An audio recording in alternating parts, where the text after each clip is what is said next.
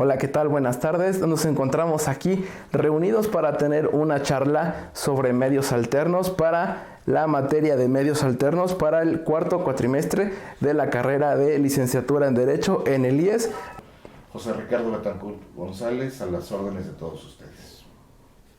Y también me acompaña del otro lado para abordar los medios alternos desde la parte psicológica la licenciada Alma Areli. Adelante. Un placer, Alma Areli López, psicóloga y con la especialidad en psicoterapia familiar sistémica. Okay.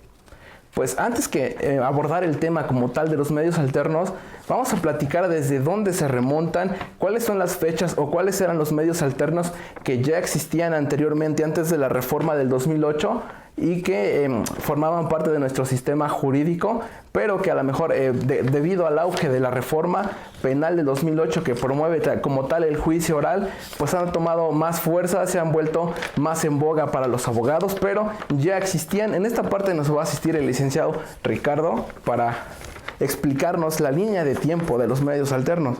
Claro, con todo gusto. Sí, efectivamente, en el momento en que se suscitan conflictos en todas las ramas del derecho, y me refiero civil, mercantil, penal, familiar, la regla general es que se agoten a través del juicio correspondiente con el juez competente en razón de la materia. Podemos decir que esa es la regla general, y es la que establece la Constitución en el artículo 17, en la Convención Internacional de los Derechos Humanos, artículo 8, 16 y demás. Entonces, bueno, esa es la regla general.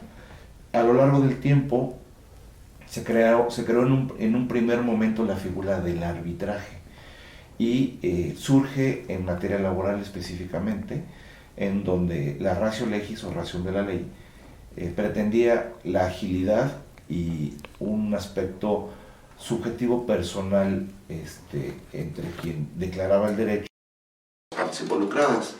En los juicios tradicionales, como normalmente se presentaban por escrito y se contestaban por escrito y demás, declaraban el derecho, no llegaban a conocer a las partes. En cambio, en los procedimientos arbitrales sí. Entonces, en materia laboral fue el primero en donde se aplicó esta modalidad de resolución de problemas a través de esta figura. Con posterioridad también aplicó lo relativo a el Consejo de Arbitraje Médico y otros organismos iguales de carácter arbitral.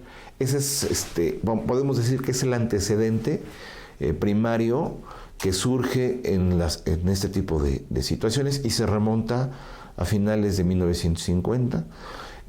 Así se mantuvo hasta el 2004-2005, donde se implementan los primeros cuerpos normativos que ya prevén la modalidad de la modalidad de los diferentes medios alternativos de justicia.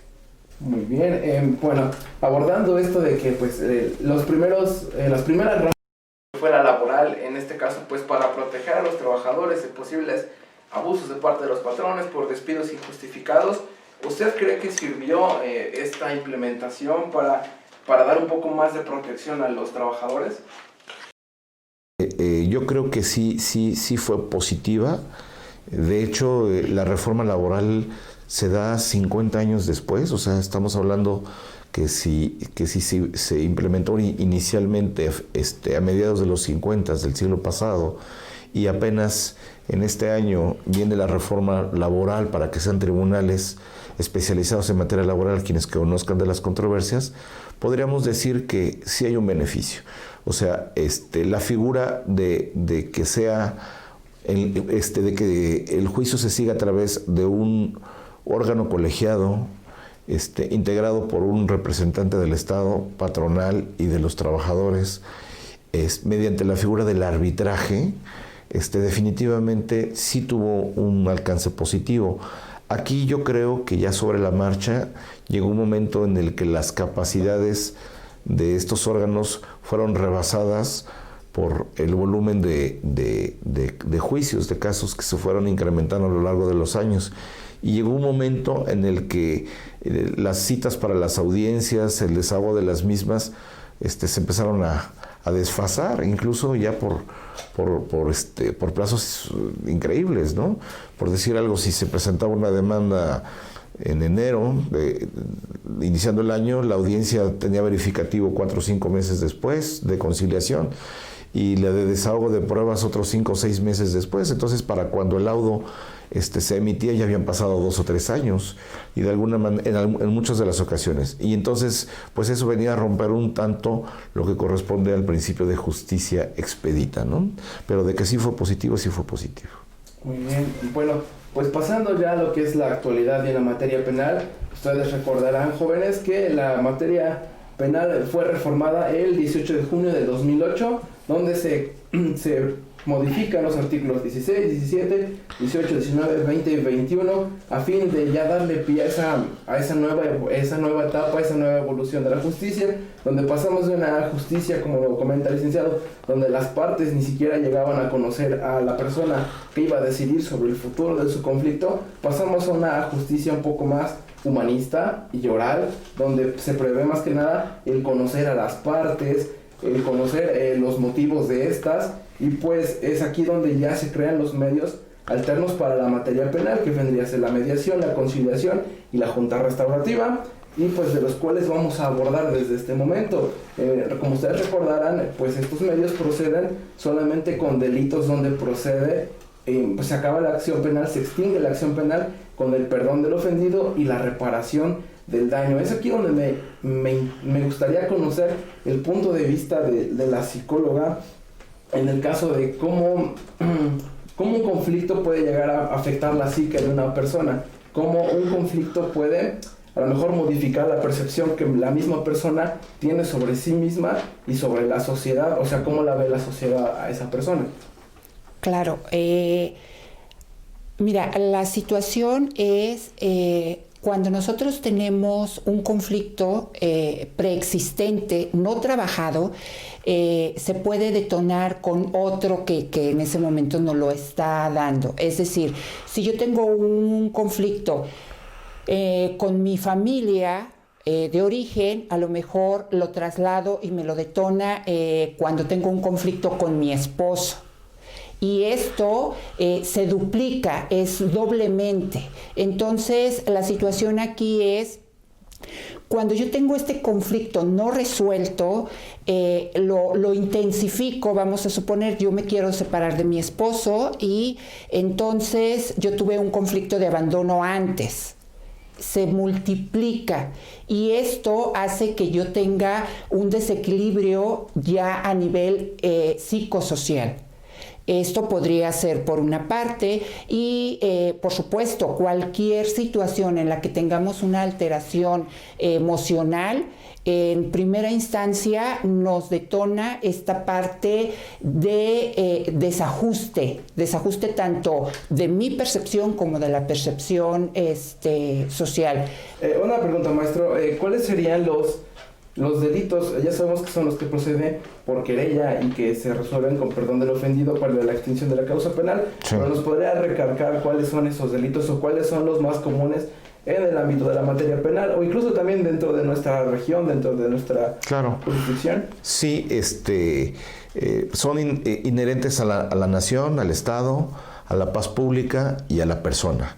Entonces, así, en el caso de las personas, podemos hablar el derecho a la personalidad, a la libertad sexual, al patrimonio, etcétera. Entonces, derivado del derecho que se está protegiendo, es cómo se determina la peligrosidad del sujeto activo, el castigo e incluso las formas de aseguramiento de quien es un probable responsable del delito.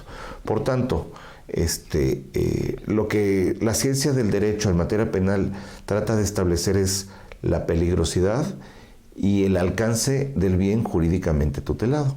Por tanto, los delitos que por su naturaleza social son altamente reprochables, como es el caso del homicidio, del secuestro, de la violación, sedición, traición a la patria, tráfico de drogas, delincuencia organizada, actualmente incluso hasta evasión fiscal, se entiende que las consecuencias de la comisión de ese tipo de delitos dañan profundamente el tejido social y es absolutamente necesario que exista la certeza de la sanción y de la prevención del delito. Por tanto, en los delitos de ese tipo de naturaleza no es posible que el afectado, por el hecho de que se le haya satisfecho pues la reparación del daño o haya otorgado el perdón, con ello se extinga la acción penal o el proceso en su caso, sino que es necesario llegar hasta las últimas consecuencias.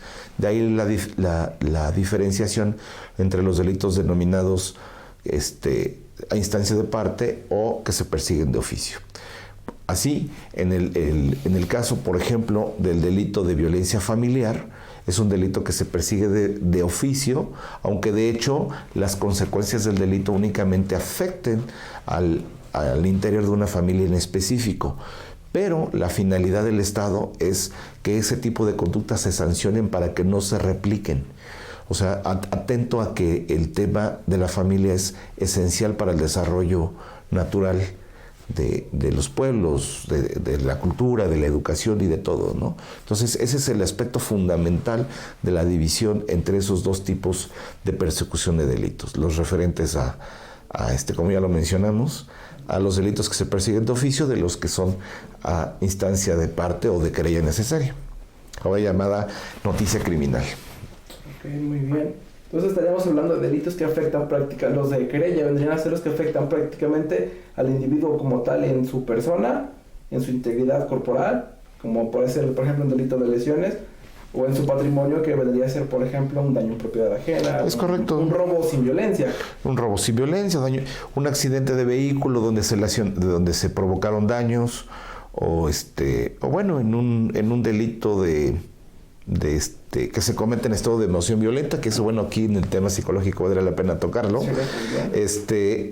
Ahí obviamente puede tener una connotación escandalosa social la forma en que se realiza, y sin embargo nada más está afectando a un círculo social pequeño. Por consiguiente, no es necesario que el Estado actúe de oficio hasta la conclusión del procedimiento. Es hasta la sentencia y, en su caso, la ejecución de la sanción que se haya impuesto.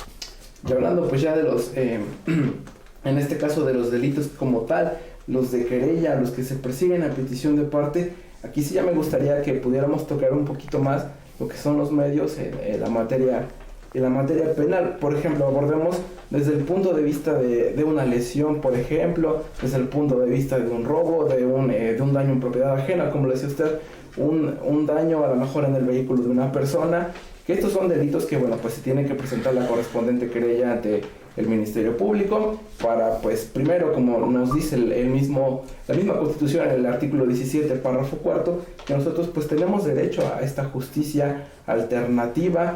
Y bueno, aquí sería, ¿cómo sería el procedimiento? O sea, ¿cómo voy yo como persona particular a presentar mi denuncia? ¿Cómo es el momento? Bueno, ¿cómo es el desarrollo desde que yo presento mi denuncia hasta que esta persona ya es citada como tal ante la Fiscalía para poder llegar a un acuerdo entre partes? Bueno, yo creo que previo a dar respuesta a la pregunta, estimo necesario establecer la justificación de la existencia de los medios alternativos. O sea, en pocas palabras, ¿por qué existen si hay un procedimiento, si hay juicio? ¿Para qué queremos un medio alternativo? Bueno, la respuesta es la siguiente. Va en un doble sentido. Primero, es la saturación de los órganos jurisdiccionales. O sea, llega un momento en el que por la evolución natural, por el incremento en la densidad poblacional, en las conductas y demás, el número de juicios, el número de casos, el número de denuncias, independiente de la materia, se incrementa, y eso da lugar a una saturación. Entonces, la forma en que se conducen los órganos jurisdiccionales se vuelve letárgica. Por decir algo, si para acordar una promoción, un escrito tardaban 3-4 días, bueno, pues ahora ya se va 2 meses. Para señalar una audiencia, la que sea una semana, pues ahora ya se va 1 mes y medio, 2. Entonces, vuelve el sistema ineficaz desde el punto de vista de que se vuelve lento, y para cuando ya se declara el derecho ya las situaciones muchas veces ya cambiaron. Luego, en otras ocasiones, también los órganos jurisdiccionales advirtieron que en la secuela del juicio las partes muchas veces llegaban a acuerdos sin necesidad de terminarlos. O sea, bastaba con que alguien hiciera una función intermedia que viniera a ser un catalizador en esa relación tensa, ¿no? de oposición entre las partes, ¿no? Entonces eso es lo que vino a justificar la creación de estos medios alternativos. En materia penal, el que existe es una figura de mediación. Ahora, ¿cómo opera? Como bien lo señalas, en el momento en que la persona resiente la comisión de un acto con apariencia de delito, lo que tiene que hacer definitivamente es acudir ante el Ministerio Público y presentar su denuncia o su querella. En su caso ya hablamos de cuál es una y cuál es la otra. Y lo que va a realizar el Ministerio Público, pues darle trámite y preguntarle a la víctima, al afectado, si estaría en la disposición de agotar una figura de medios alternativos de justicia. E indicándole que aquí se va a suspender la fase de investigación propia del nuevo sistema de justicia adversarial para darle pie a este mecanismo de solución de controversias. Entonces, si la víctima está de acuerdo, lo que va a ocurrir es que la carpeta se la remiten a un profesional mediador. El profesional mediador obviamente tiene que tener las características sociológicas, psicológicas, todo un perfil con el cual poder acercarse a las personas.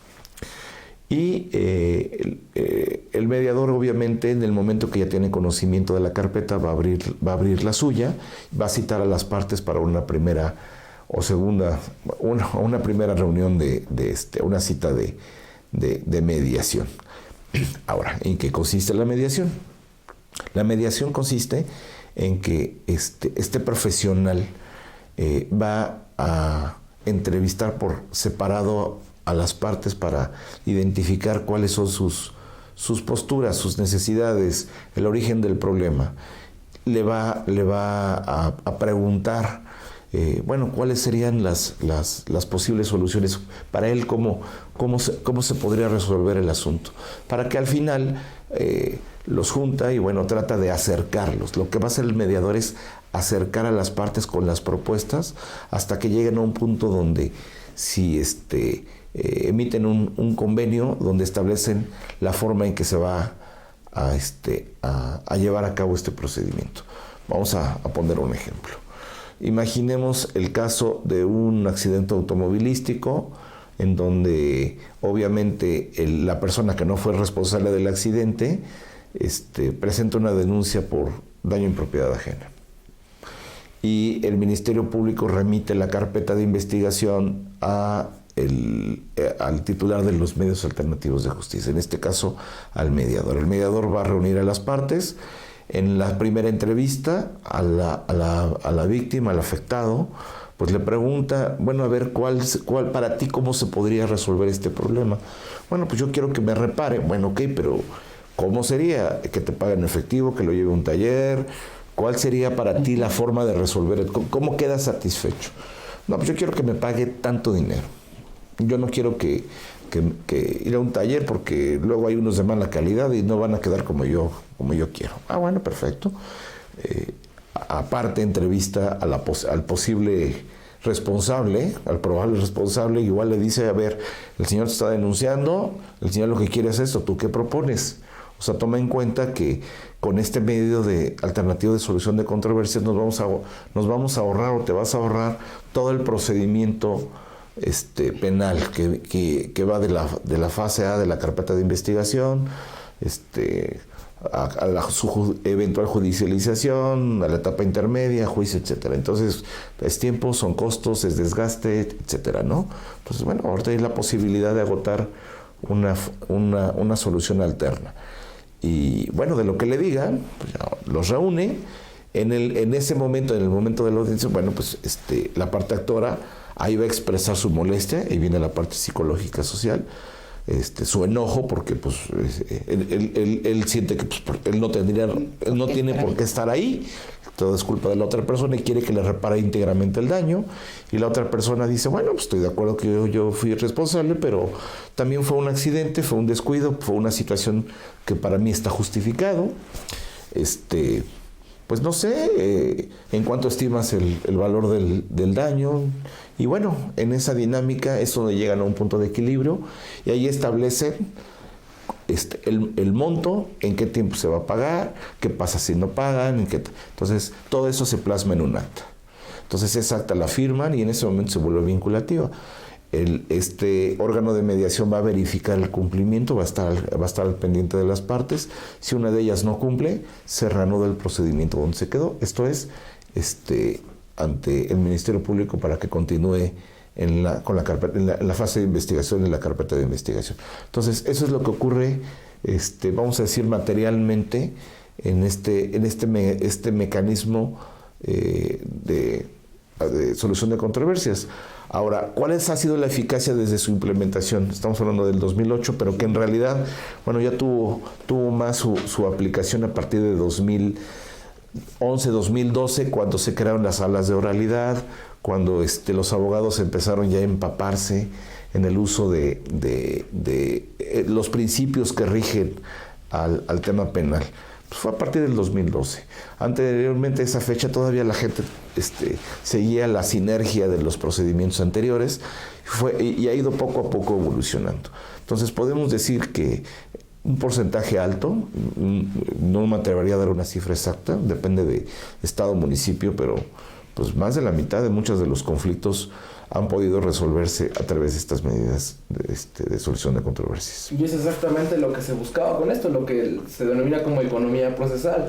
Economizar en lo que son los gastos para el Estado, lo que implica a lo mejor gastar en ministerios públicos, en policía que investigue, en todo, a lo mejor pagar la luz, todo el funcionamiento de una sala de juicio, todo eso es lo que se ahorra con un medio alterno, no solamente en la parte pecuniaria, en la parte monetaria, sino que también de parte de las partes, pues te ahorras muchas cosas, te ahorras muchas emociones, corajes, y varias cosas te puedes ahorrar a lo mejor con un medio alterno. Pero tomando lo que dice el licenciado Ricardo, licenciada, ¿cómo sería el perfil o qué consejos le daría usted a un abogado que quisiera primero tratar de persuadir a las partes, tratar de persuadir a su cliente de que le conviene llegar a un acuerdo? ¿Cómo serían las técnicas que podría usar para persuadir el abogado a su cliente en el caso de que pues llegue la audiencia de la primera citación para la audiencia de mediación?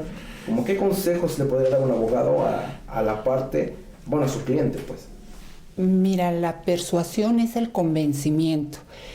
Persuadir a una persona es convencerla de mi postura. Entonces, más que persuadir, sería una manera de sugerir, donde la persona no se sintiera, hubiera ahorita es la modalidad de comunicación no violenta, es decir, donde se sintiera invitada a ver los beneficios que tiene llegar a un acuerdo antes del desgaste. Y esto tendría que ver sobre todo con la etapa en la que está, emocional.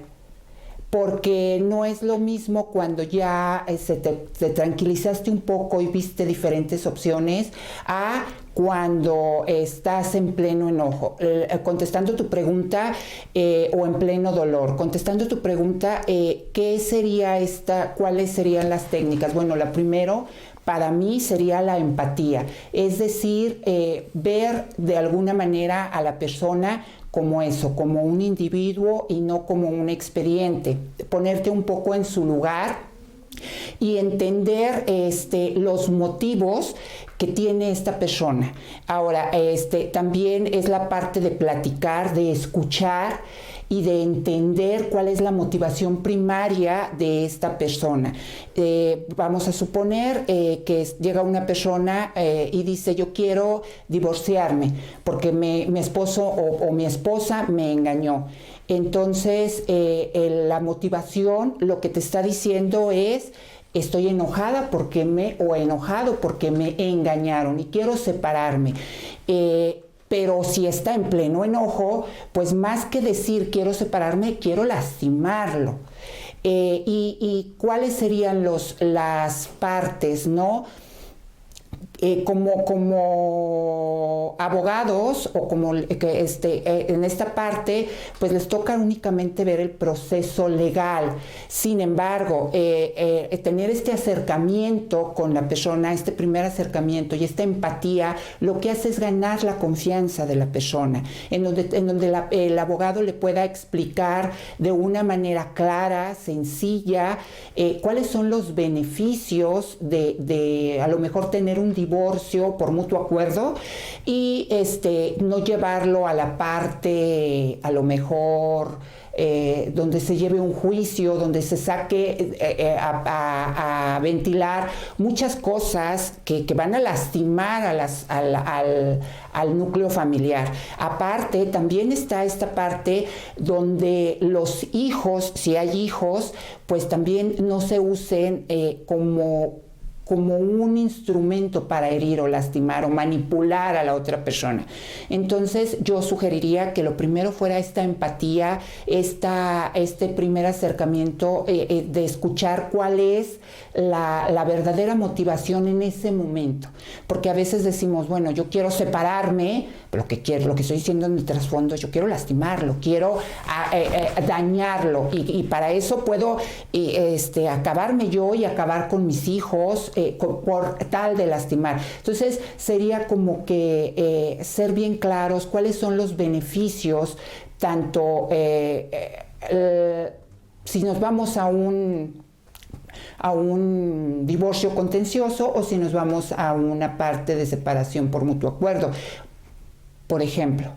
En este caso, pues lo que mueve los medios alternos, Oralik, es lo que es la voluntad de las partes, pero en este caso, como lo platicamos hace unos momentos, puede que a lo mejor yo vaya en toda la disposición, pero en la audiencia puede que pase algo que me cambie me dé la vuelta y en lugar de ir con toda la disposición, voy a enojarme más y a lo mejor voy a buscar ya el procedimiento contencioso. Entonces, en ese caso sería que pues tener también como abogados un manejo de lo que son las palabras con nuestro cliente.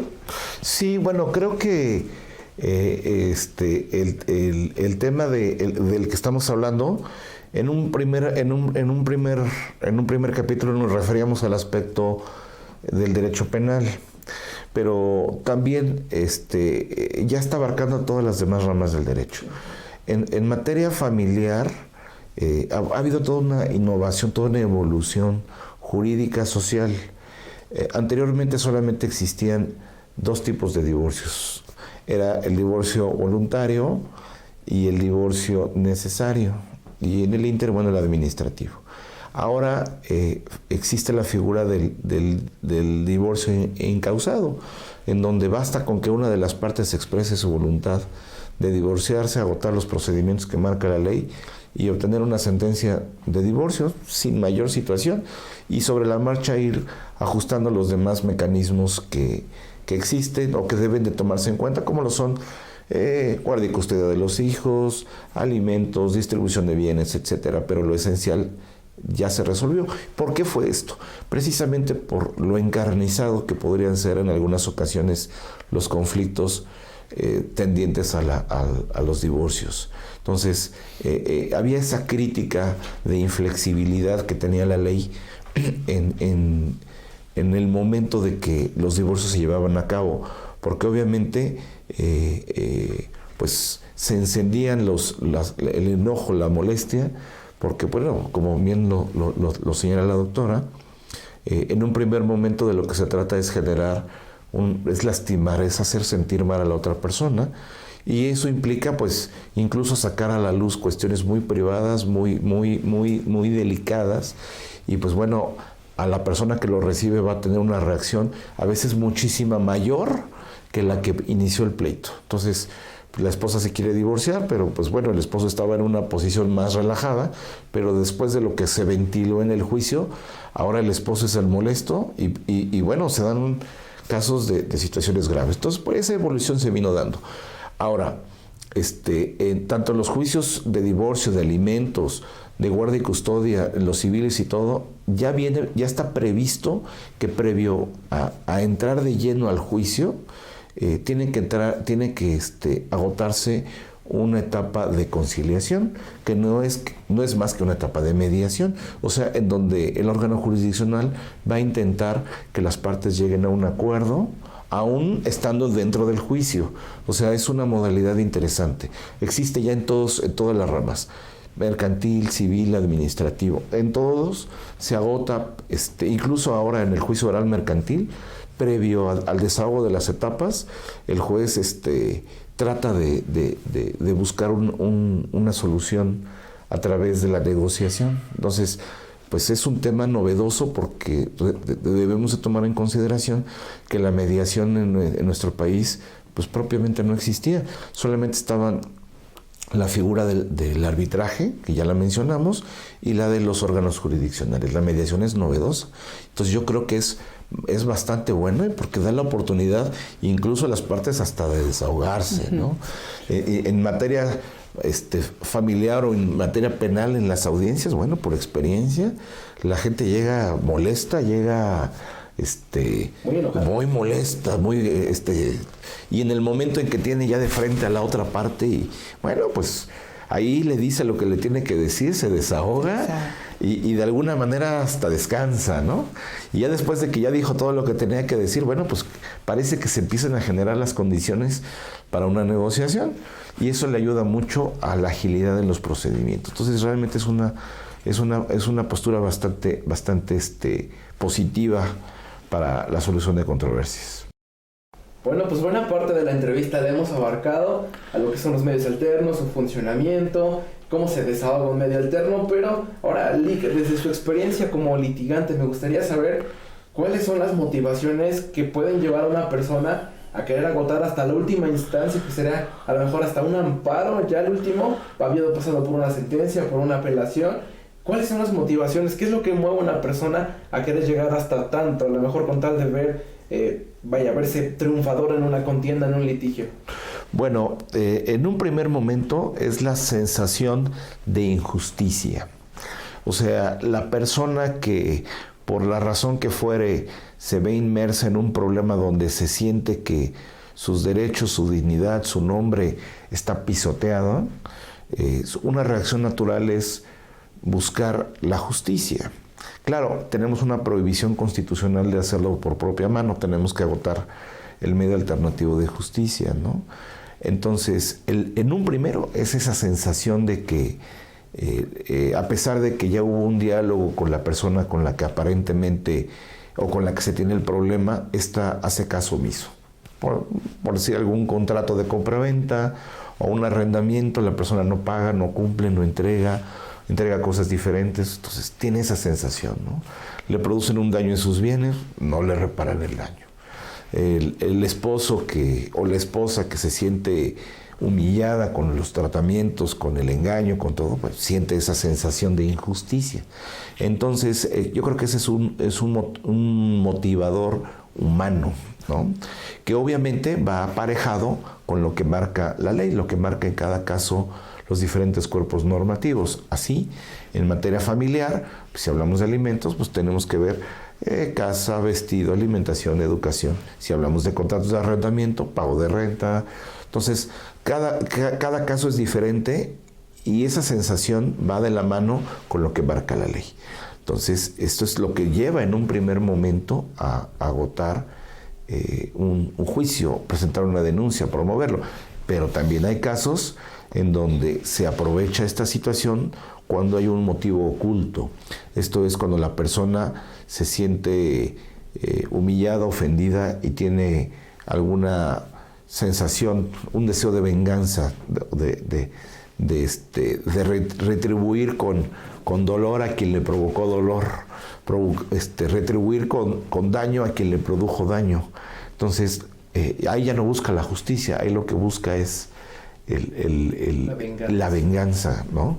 En algunos casos es la avaricia, o sea, ya hubo una situación, ya hubo un arreglo en un conflicto y la persona, aún con eso, presenta una denuncia, presenta un juicio, promueve, con tal de obtener todavía más, ¿no?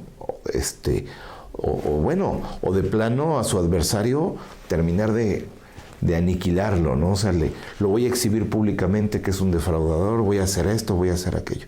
Entonces, esas son las motivaciones que vemos en el día a día en el ejercicio de la profesión. Yo creo que también quienes están en el lado en los órganos jurisdiccionales o en los ministerios públicos y demás, seguramente me darán la razón, estarán de acuerdo que hay todos estos casos.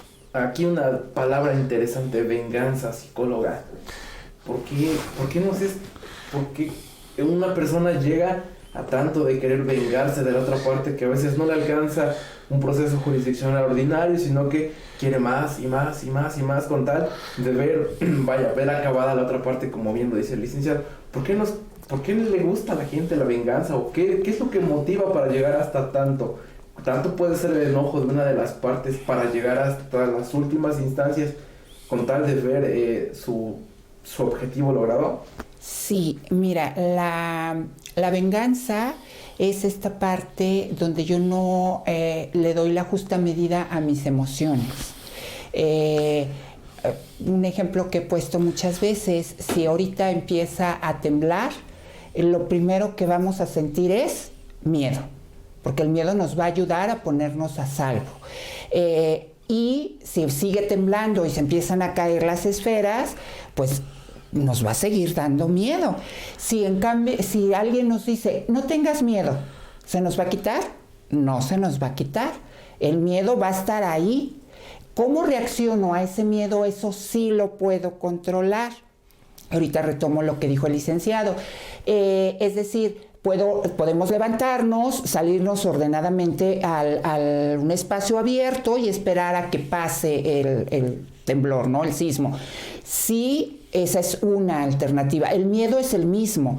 Podemos salir corriendo, a empeñarnos, a lo mejor tropezarnos en la puerta, golpearnos. El temblor es el mismo y el miedo es el mismo. Sin embargo, la reacción no es la misma. Podemos irnos todavía a un extremo mayor, es decir, donde salgamos histéricos, a lo mejor llorando, gritando, y en el ínter nos lastimemos más de lo que nos pudo haber lastimado el temblor. Y esto es, el miedo fue el mismo. Sin embargo, la reacción no. El hecho de que te digan no tengas miedo no te quita el miedo. Pero ¿cómo reacciono yo a eso? Sí, retomando, eso sí lo puedo manejar y eso tiene que ver con el manejo de las emociones, cómo aprendí yo a gestionar estas emociones, cómo aprendí a llevar estas emociones. Esto mismo lo podemos trasladar al ejemplo que nos puso el licenciado, donde a lo mejor yo me siento agredida en primera instancia, esta agresión, esta situación es algo que yo siento. ¿Cómo reacciono ante eso? Bueno, eso ya depende de mi desarrollo emocional que yo he llevado, porque puedo llevar hasta donde decir, ok, quiero una reparación del daño, quiero a lo mejor una disculpa, donde esta persona, disculparse no es decir, ok, discúlpame, no pasó nada. No, es donde valides lo que yo estoy sintiendo. Es donde me digas, ok, sí hice mal, entiendo lo que estás viviendo, lo que estás pasando, y a partir de ahí podemos empezar una negociación para llegar a un buen acuerdo. Empezando desde ahí. Sin embargo, si yo estoy en esta etapa en donde yo no sé controlar mis emociones, en donde yo no sé tener una medida exacta, pues me puede esta persona acercar y decir, oye, valido tus emociones, ¿podemos llegar a un acuerdo? No, eso a mí no me satisface. Yo quiero vengarme, quiero dolor, quiero infligirte dolor. Y entre más dolor vea que tienes, más satisfecho me siento. Esto tiene que ver precisamente con cómo manejo yo mis emociones, hasta dónde puedo llegar y hasta dónde no. Yo viví un caso en donde una persona se fue la mamá de esta persona, de este paciente, fue a separarse del esposo, se separó y saliendo de firmar el divorcio, sale el ex esposo ya y la balacea y la mata. Entonces es esta parte donde yo no sé cómo manejar mis emociones. Y ante el juez que dijo que sí te daba la separación, pues no. Yo no me quedo satisfecho. Mató a la mamá y la paciente, de mi paciente, decía, es que se acabó con esto, no nada más fue que acabó con mi mamá, acabó con toda la familia. Y fue se desbordó las emociones, se desbordó, no hubo contención. Y tenemos que entender también esta parte, donde a lo mejor como abogados contener sería una parte fundamental, contener las emociones, no desbordarlas.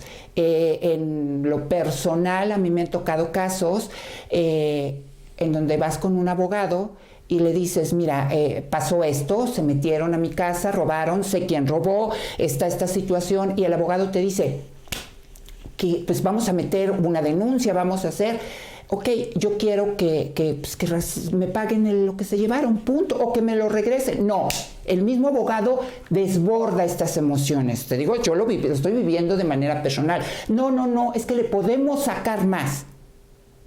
Y entonces es esta parte donde a lo mejor ocupas una contención, ¿no? Entonces sí es esta parte, tiene que ver contigo, con tu historia. Y es como lo que dijo el licenciado, es cada individuo es diferente. Hay personas que una vez que validan su dolor y que una vez que se sienten validadas, que se sienten contenidas, pues empiezan a trabajar en esta parte de llegar a un acuerdo, a un arreglo satisfactorio para ambas partes. Y no necesariamente esto, desde mi ángulo, no necesariamente yo lo vivo en manera jurídica, sino en manera familiar, donde también van las parejas y a mí los veo primero de manera separada, para ver cuál es la postura y cuál es la visión del problema desde cada uno. Y hay personas que dicen, es que yo lo que quiero es darle en la madre, yo quiero acabar emocionalmente, jurídicamente, socialmente, psicológicamente, económicamente, o sea, con esta persona. Y no se permite llegar a un acuerdo, pero eso tiene que ver con su propia personalidad, con su propia identidad, con su propia forma de reaccionar. Retomando lo del temblor, el miedo en el temblor sería el mismo, sin embargo, la forma en la que reaccionamos ante eso, pues ya es personal. ¿Se puede cambiar la visión o la cosmovisión de una persona que busca esta venganza para lograr estabilizarlo, para llegar a un acuerdo con la otra parte?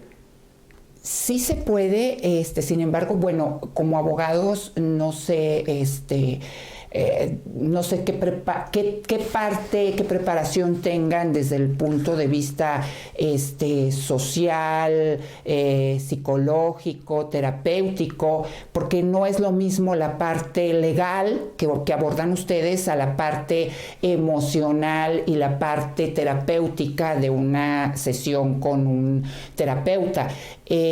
Sí se puede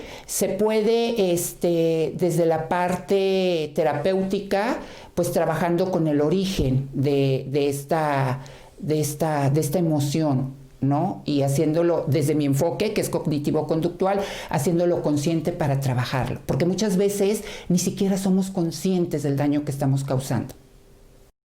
Se tienen que agotar las etapas. En la demanda vienen prestaciones, hechos, derechos que se invocan.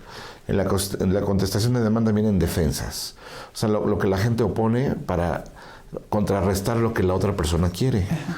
Entonces, ese es en sí el juicio, ¿no? La otra etapa son pruebas, o sea, lo que yo digo tiene que tener un sustento. Tiene que tener un sustento, tiene que estar acreditado de alguna forma. Y después de que ya se agotaron esas pruebas, bueno, ahora hay que valorarlas junto con los alegatos. Ese es el aspecto de juicio. Pero el juez, insisto, no puede anticipar la motivación, lo que se decía del por qué, si la razón por la persona está demandando o está contestando la demanda es efectivamente porque está buscando la aplicación del derecho y la justicia o tiene una motivación diferente, ¿no? Ahora, retomando la cuestión de los medios alternativos de justicia con toda esta problemática de carácter social. ¿Es benéfica? Sí es benéfica porque está claro que en estas audiencias de mediación las personas tienen de frente con quien tienen el conflicto y hay una posibilidad de decirle de frente y en su cara lo que sienten y lo que piensan y hasta cierto punto hay un desahogo. Sí. Y una vez que ese desahogo se da, ya las condiciones de una negociación ya empiezan a Ya es terreno fácil. ahora sí ya es terreno fácil para un tema de negociación. Ajá. Y mientras no haya esa situación de verse de frente y decirse las cosas, esa tensión se mantiene. Luego, en ocasiones se promueve un juicio, una instancia, y la persona va teniendo un desgaste que la lleva a un cansancio, en donde aunque tenga la razón y aunque tenga el derecho y aunque tenga todo, precisamente por los plazos tan letárgicos, por los tiempos, por el conflicto en sí, que estar viendo a la parte contraria en juicio, en pruebas, en desahogos, llega en el momento en que dice, mira, sabes que ya no quiero saber nada, me desisto y me doy por perdido. O sea, eso también es eso también es una negación de justicia, pero no porque los órganos jurisdiccionales le estén provocando, sino porque la misma situación está incidiendo en que alguien desista de una acción. Ahora, eso también abona al tema de la mediación, porque si en ese momento las partes tienen la posibilidad de llegar al acuerdo, insisto, al acuerdo que ellos mismos provocan, que ellos mismos fabrican, ¿no? A diferencia del arbitraje, que pues vamos a decir que cada quien tiene una propuesta y tiene que convencer al árbitro para que de que su propuesta es mejor, de que está ajustada a derecho, de que es más justa, de que es más aquello. El árbitro, bueno, tiene que tomar una decisión y esa decisión pues, no es una sentencia, es en un laudo que es incombatible, con excepción de la figura del amparo directo. En el tema de la mediación no se trata de convencer a nadie. O sea, las mismas partes son las se tienen que convencer entre ellas. Esa es una de las grandes bondades que tiene la figura de la mediación y que, insisto, creo que ha tenido una eficacia positiva. Y bueno, tomando en consideración los aspectos psicológicos que llegan a tener las personas en lo referente a su motivación, pues es fundamental. Todavía existen vacíos gravísimos, como lo es en el tema familiar, en donde se utilizan a los hijos como armas contra la otra parte. Si bien es cierto, tendrá escasos 2 años que la figura de la alineación parental, que es esa estrategia que utiliza uno de los padres para malinformar, para crear sentimientos encontrados contra el otro progenitor. Ocurre con mucha frecuencia y todavía no hemos encontrado al 100% la manera de prevenirlo o de erradicarlo, ¿no? O sea, si la madre de familia, la mamá, está molesta con el papá porque le fue infiel y lo dejó, etcétera, y cree que la forma de atacarlo es con los hijos, pues hasta cierto punto la función jurisdiccional va a estar acotada a lo que marca la ley, pero la protección emocional psicológica es a cómo la protegemos, ¿no? Ese es uno de los vacíos que tenemos en ese rubro.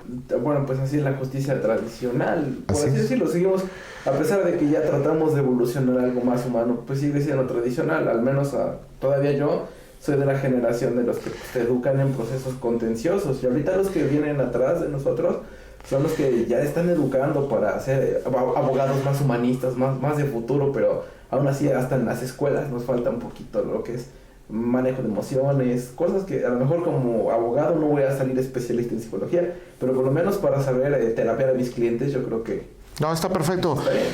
Los notarios ya están haciendo la función de mediadores. Eso también está dentro de las innovaciones del derecho de los últimos 3 años. El Poder Judicial del Estado creó ya el Centro Estatal de Mediación, o sea, como una medida alternativa. O sea, realmente es un tema de boga, es un tema actual, es un tema interesante y es un tema eficaz para resolver un porcentaje de los conflictos que van sucediendo sobre la marcha, incluso en temas tan delicados como familiares que ya los mencionamos o penales.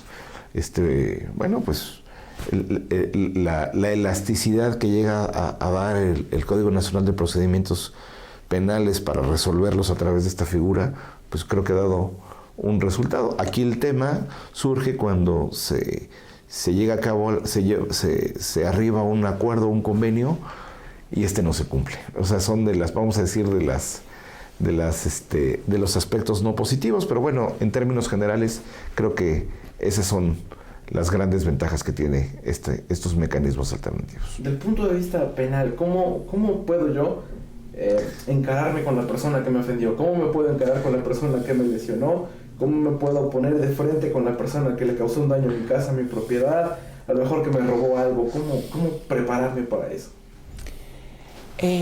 Mira, la situación aquí es ver cuál es, si es para un bien mayor. O sea, tienes que tener en cuenta que yo al encararme con una persona no va a ser para lastimarme yo o para lastimarlo a él. Es para buscar una forma, en este caso de justicia, una forma en la que yo me sienta bien y sienta resarcido el daño, este daño que me hicieron.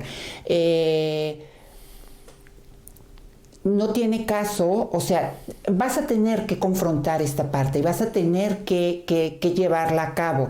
Pero aquí sí es una preparación personal, en dado caso que tú no tengas las herramientas para confrontar a esta persona, para enfrentarte a esta persona, pues buscarlas. Ahorita está muy de moda, hay muchas opciones, no es nada más la parte psicológica. Hay personas a las que les funciona, por ejemplo, las personas que son muy religiosas, pues les funciona Dios, les funciona acercarse a una deidad y pedirles esta fortaleza. Por supuesto que funciona. Hay personas a las que a lo mejor ahorita está de moda los coaching, bueno, tomar una asesoría con un coach, funciona. Hay personas a las que les funciona, por ejemplo, esta parte de contactar con la tierra, tomar clases de yoga, etcétera, etcétera. Esto para estar bien contigo y poder enfrentar a la persona o en este caso la situación que viene, porque desde la parte emocional es desgastante enfrentar un juicio. O sea, como individuo te sientes que estás ante, que eres un número, que eres un expediente y que estás ante una situación donde te tratan de una manera muy fría. No te sientes, bueno, yo así lo he visto con la mayoría de mis pacientes, no te sientes de alguna manera acogido, comprendido, ¿no? Y es lo que pasa con la justicia. La justicia tiene que ser hasta cierto punto fría y dedicarse exclusivamente a las pruebas. No puede hacer ¿qué sería? Una situación de favoritismo, de ay, pobrecita. No. Entonces, esto, bueno, lo estamos viendo desde un punto de vista en el que a lo mejor te dañaron tu auto, te rayaron el auto, el marido te engañó. Pero ¿qué pasa ante una violación, por ejemplo? Una violación donde tú estás... donde hay un daño no nada más físico, donde hay un daño emocional, hay un daño estructural en toda tu psique.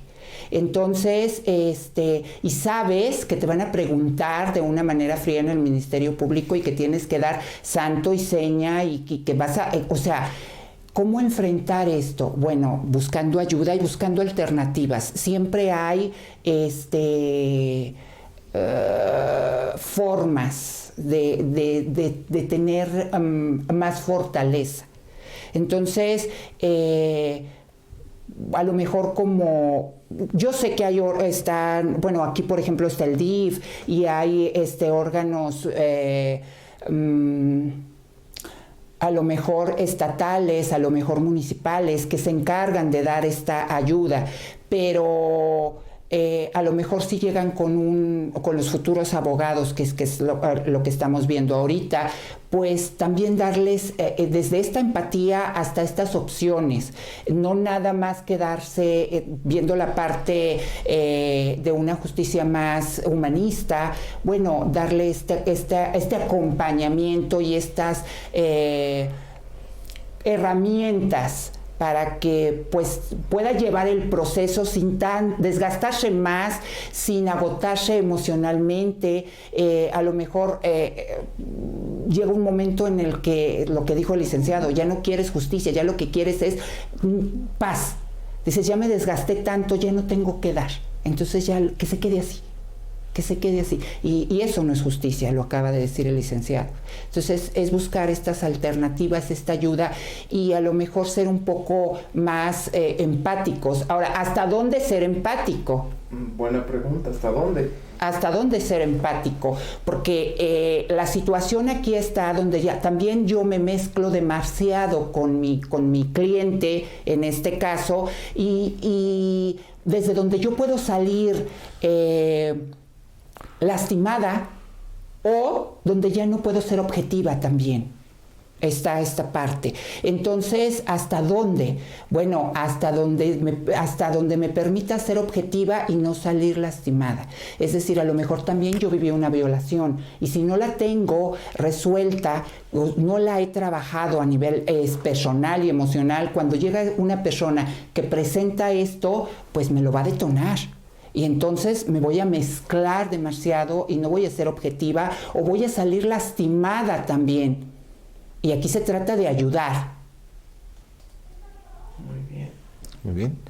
Creo que acaba de fijar un tema que es la revictimización, con lo que acaba de mencionar, que es precisamente cuando la persona, vale la redundancia, que es víctima de un delito tan grave como puede ser el extremo de la violación, o tan intermedio como es el acoso, o el hostigamiento, la circunstancia de que la víctima, al someterse al procedimiento natural penal actual, que es la integración de la carpeta de investigación, las audiencias de vinculación a proceso, etcétera, pues bueno, incluso dé la impresión de que quienes intervienen en esa fase de investigación actúan privadas de esa parte humana y aún sin quererlo vuelven a victimizar a la víctima. Por eso se llama la revictimación, porque dan a entender luego que la misma víctima lo provocó, ¿no? O la forma en que se llevan a cabo los estudios son realmente vergonzosos. O sea, la forma en que el médico legista tiene que hacer lo propio para determinar si hubo o no hubo violación, se realiza en condiciones a veces poco éticas, a veces poco salubres, a veces hasta con exhibición, a veces con una serie de temas. Y eso inhibe a que las personas en ocasiones quieran continuar con el procedimiento. O sea, al tener conocimiento de la forma en que son tratadas y son revictimizadas. Entonces, bueno, aquí un papel importante en este aspecto ha sido la Comisión de Derechos Humanos, tanto a nivel nacional y estatal.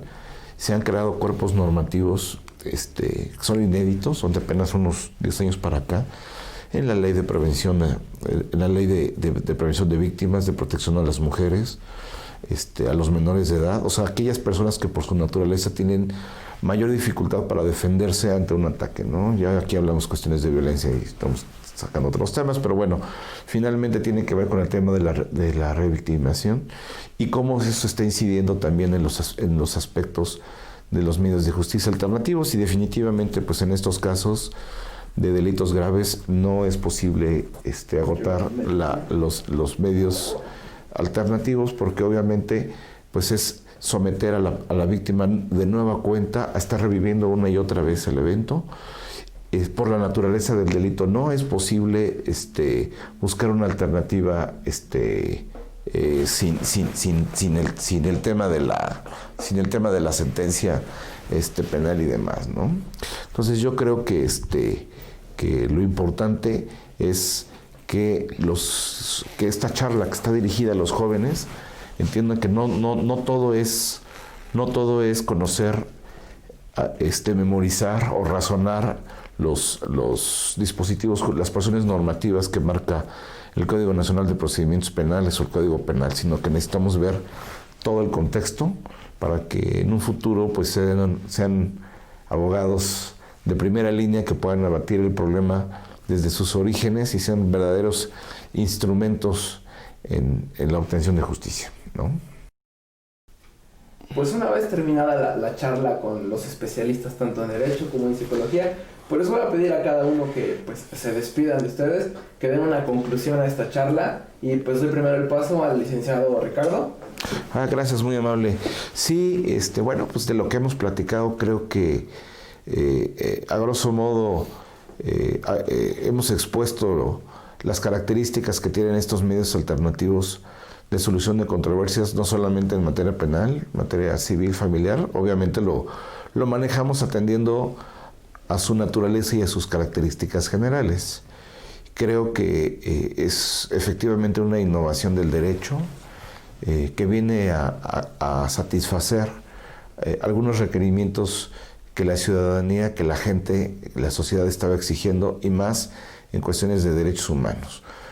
Ante el trato frío de los procedimientos ordinarios, ante los procedimientos largos, ante el exceso del papel en los juicios y demás, bueno, pues aquí hay la posibilidad de que tanto los jueces conozcan a las partes o intervengan profesionales, verdaderos profesionales mediadores para la solución de controversias que muchas veces, ya lo dijimos, son eficaces y sí resuelven de fondo, que ese es el punto, problemas que tendían a volverse cada vez más extensos, más largos. Entonces, bueno, pues creo que los jóvenes lo deben de tomar muy en cuenta como una manera eficaz.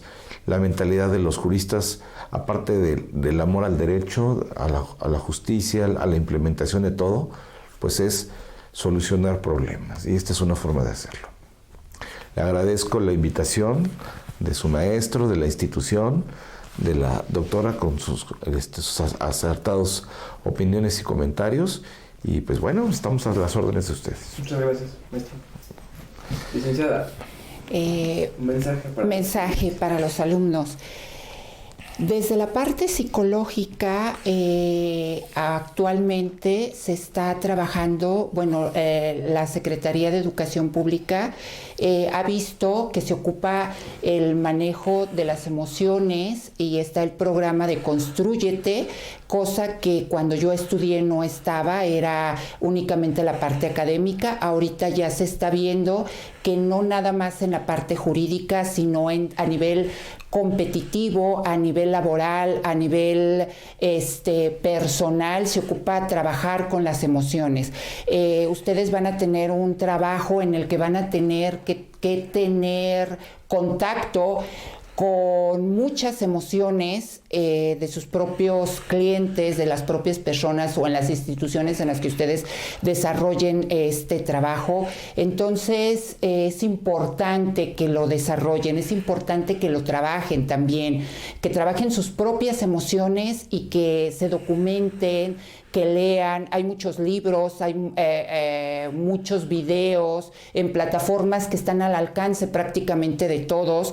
Entonces, invitarlos a que se documenten, porque todo lo que aprendemos y sobre todo con esta parte emocional nos ayuda en la parte laboral, en la parte social, en nuestra parte económica, porque también siempre vamos a vender un producto, y en este caso ustedes como producto pues también se venden. Entonces es esta parte de saberse mover y de saber ser competitivos, y esto se los da la parte del desarrollo y el trabajo con sus emociones.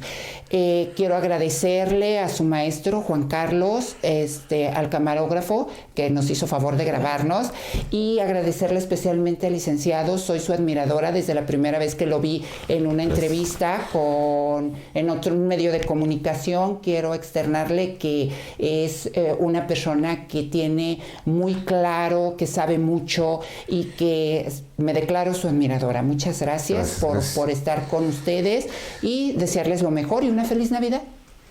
Buen punto. Buen punto. Feliz Navidad, chicos. Ya se acaba su semestre y bueno, pues, lo que queda del año, disfrútenlo, porque pues vienen más retos para ustedes en el 2021. No sabemos si van a hacer clases en línea, presenciales, no sabemos, pero pues hay que echarle ganas a esto que ustedes tomaron desde hace 2 años que entraron a la carrera, y pues esperemos que sean unos grandes abogados.